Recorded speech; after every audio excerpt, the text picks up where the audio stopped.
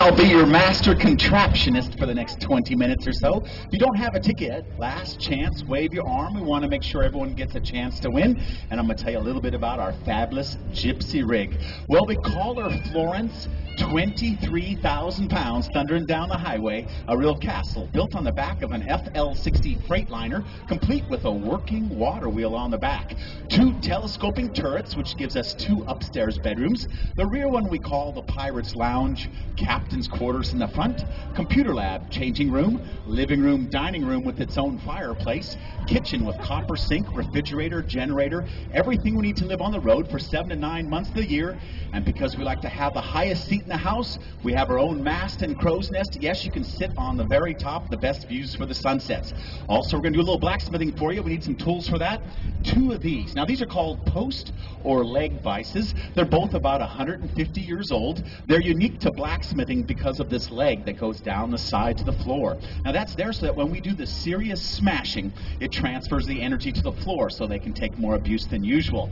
We'll be using several different pairs of tongs, several different hammers, and the tool we're most known for, our anvil. Now, this anvil weighs an impressive 380 pounds. She was made in England about 1840. About 1860, they loaded her up on a wood sailboat, hauled her around the tip of South America up to San Francisco, then put her on a wagon, hauled her up to where we happen to hail from, Angels Camp, California, one of the original gold rush towns. It's about halfway between Tahoe and Yosemite, and that's where we found this anvil, one of the original mines. So this is actually one of the anvils that helped build the West. We're extra proud to put her back into use. And our final tool, our heat source. Now, we use a modern horseshoeing forge. Horseshoeing is alive and well and continues to advance the craft of smithing. So this is the latest, greatest in heating technology, powered by propane, set at a whopping 2,500 degrees, and very best of all, it just runs itself. But of course, in the days of old, they would use coal or charcoal, and a whole bunch of this front row right down here on the ground. We made liberal use of child labor up until just 100 years ago. So a blacksmith such as myself would have had a 5 or 6 year old bellows boy. Now, that would have been the kid pumping the air into the fire for me. A 7 to 10 year old fire tender. Now, his job was to keep track of the fire, keep track of the metal in the fire, and that freed me up so I could spend my time focusing on this smithing. And actually, the word smith comes from the word smite, to hit. And if you happen to smite the black metal, which is iron, then you're a black smiter or blacksmith, as I am. So how did I become a blacksmith? Well, I was born in Berlin, Germany in 1960. Went to far too many castles as a kid, visiting friends and relatives throughout Europe. And I swore that someday I was going to build a castle of my very own. Well, here we are. We had a happy ending to that tale. And as we say, there's only one thing better than having your own castle, and that's having a castle that'll do 60 miles an hour down the highway, so you just take it with you everywhere you want to go. Well, looks like she's ready, so without further ado, let's give a rousing cheer and some thunderous applause to world-class storyteller and my wife, Christy Horn. Welcome, everybody. So while Michael's up here smashing and crashing away behind me making California miners' candles for you, I'm going to take you back in time to the beginning of the gold rush. To the day in 1850 when John Sutter found that fancy yellow metal in Sutter Creek, started one of the world's biggest migrations. More than 300,000 people made their way here to the boondocks of the West Coast, just along the California and Oregon Trail alone. And on that long cross-country journey, 1,800 miles, on that long journey, only 2 people were paid on the wagon trains. We didn't have automobiles like today. Horsepower was pooping horses out the front of your wagon, believe it or not, 1,800 miles, 2 people paid on that trip. One was a guide who knew how to read the landmarks, because we didn't have roads and gas stations and maps like we do today. And the other guy, if you could coax him away from Missouri, where everybody was training up, as they say, a blacksmith.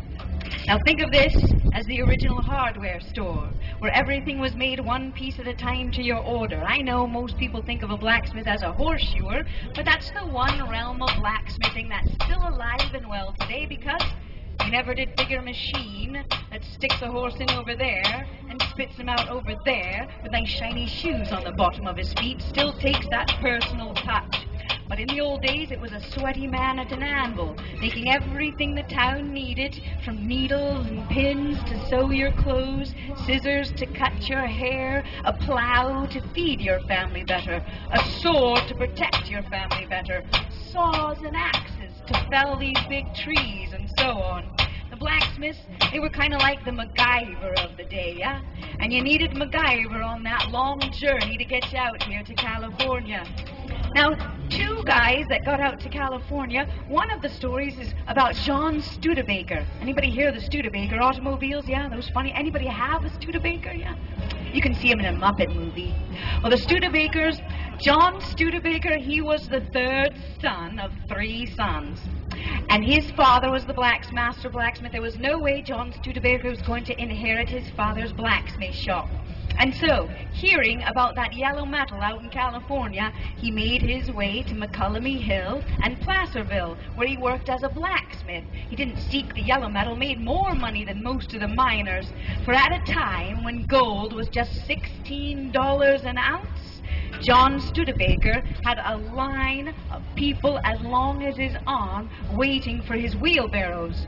He made Studebaker wheelbarrows and he got $10 a piece for them. It was $1 to have your pick re-swedged or made sharp again, yeah? You didn't grind metal away. Metal was way too expensive. At that time, in the California Gold Rush, most of the iron for the United States was coming from Russia and Sweden. More ships sank, bringing iron here to the New World than all the treasure boats combined. Now, in the belly of a ship from Glasgow, Scotland, another third son in the blacksmith line, Robert McLaren over there in Glasgow, heard about this gold rush here in California and Oregon Trail and all that. And so, in the belly of one of those many steamships that was coming across the Atlantic Ocean, Robert McLaren earned his passage in the belly of one of those steamships. In the belly of those steamships, a very well-appointed blacksmith shop for self-repair as he came along, yeah? All the way across the Atlantic Ocean he came, down around the Horn of South America through some of the most treacherous waters in all the world, and all the way up the coast to the mouth of the San Francisco Bay. Now, Robert, he wrote that he was up on deck when he arrived in the mouth of the San Francisco Bay, and it was twilight, and he wrote in his journal that he thought for certain he hadn't arrived at the mouth of the San Francisco Bay, but at the gates of Hades, where so many ships were arriving that the San Francisco Bay became like this gigantic boat parking lot. And so, to make room for all the new steamships coming in every day, they started scuttling the ships, taking off the canvas and so, and then setting the ships on fire and sinking them down into the dark water of the San Francisco Bay. And Robert wrote, so many ships were on fire and steaming and sinking and listing and bubbling down into the water that he thought for certain he had arrived not in California but at the gates of Hades itself. Well, when Robert arrived, he heard his ship was bound to be scuttled too. It already had served its purpose and was going to be made down into the dark waters. And so, being a thrifty Scotsman, Robert McLaren, he made arrangements to buy that ship, kit and caboodle, for a $20 gold piece. Pretty good deal even for a Scotsman.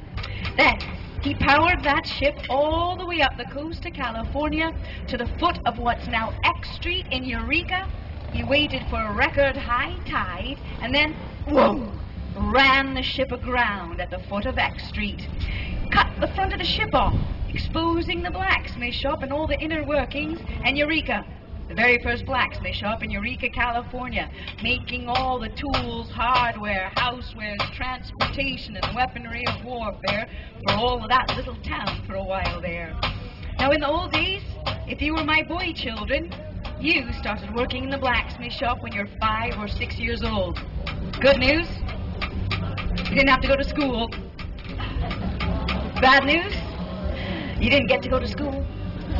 No matter what you wanted to be when you grew up, you were my slave labor. You were my retirement. We needed you to learn how to move this 2,300-degree Play-Doh around as quickly as we could. And believe it or not, parents, the apprenticeship program started at 5 or 6. At 5 or 6, you got to play with fire instead of going to school. You pump the bellows up high and down low and up fast and down slow, 10 hours a day, 6 days a week. All that pumping up and down got my machines in shape. And we taught you how to be ambidextrous. That's a fancy way for saying if your right hand gets tired, switch hands. No going inside playing computer games, watching DVDs. You're all soft. By the time you're 9 or 10 years old, you start putting hammer to the anvil. And one of the first 2 things you'd learn how to make are chain and nails. A good nailer could make 1,000 nails a day. That's 1 nail every 40 seconds for 10 hours a day. Then, by the time you're 11 or 13 years old, we'd give you a promotion. We'd send you to the livery. You'd be the livery boy. You'd be the one in charge of shoeing the horses, shoveling the horse poop, running errands for Dow, that sort of thing. To give you an idea of why, remember, swedging a pick one side, $1. Shoeing horses in 1850, 14 cents. They're closer to the ground. Let them do that work, yeah? Then if this doesn't sound like it's a mean enough life for you, by the time you were 16 years old, then we'd get particularly nasty, and we'd get you married. Find you a wife, get you start building up your own labor pool, because by the time you're 18 to 20 years old, you had to be sufficiently skilled that you could take over for your dad. The reason for that, we use coal as our heat source in the old days, gets up into the air as dust, down into your lungs, your body can't get rid of it. So blacksmiths of old died around 35 or 40 of what we call black lung or miner's cough. Very short life, but everybody needed you. From the good mothers in the Shire needing scissors and needles and pins and ladles and pots and pans, all the way out to the gold miners, the lumbermen, even the fishermen. They needed the blacksmiths for their big hooks and all that, so on, yeah? Well, I'm going to close by telling you the 4 best things about blacksmithing, which is all about being... Am I ready? Candlesticks, all right. So what he's doing right now is finishing up the miners' candles. Now, in the old days, during the California Gold Rush, these were the most popular miners' candle during the California Gold Rush. But there's a miners' candles collector's guide. It's about this thick, because all the blacksmiths, they came up with their own version. Some hung on your hat. Now these, they stuck in the wall, but you didn't hammer them and leave them there. This was like the world's first flashlight, yeah? So you took it into the mine, you stuck it in the wall where you were working last, and then you pull it out, stick it in your hat, and it gets you back out in the mine, yeah? So these are the California miners' candle, most popular during the California Gold Rush. Expedience was king back then. And I'm going to close by telling you the 4 best things about blacksmithing, which is all about being a big giant kid trapped in a grown-up's body, which we hope you all are. Never grow up on the inside, no matter what gravity wreaks on the outside, yeah? Try to resist. Number 1, we get to mash on things with a hammer all day long, get our aggressions out. Number 2, we get to get filthy, dirty, and nobody minds. It's a good thing, because I married Mr. Dirt Magnet up here. Number 3, we get to be as loud and obnoxious as we want. No one's brave enough to tell us to be quiet. And the 4th and best thing, we get to officially play with fire. It's all the things you get in trouble for when you're 10, huh?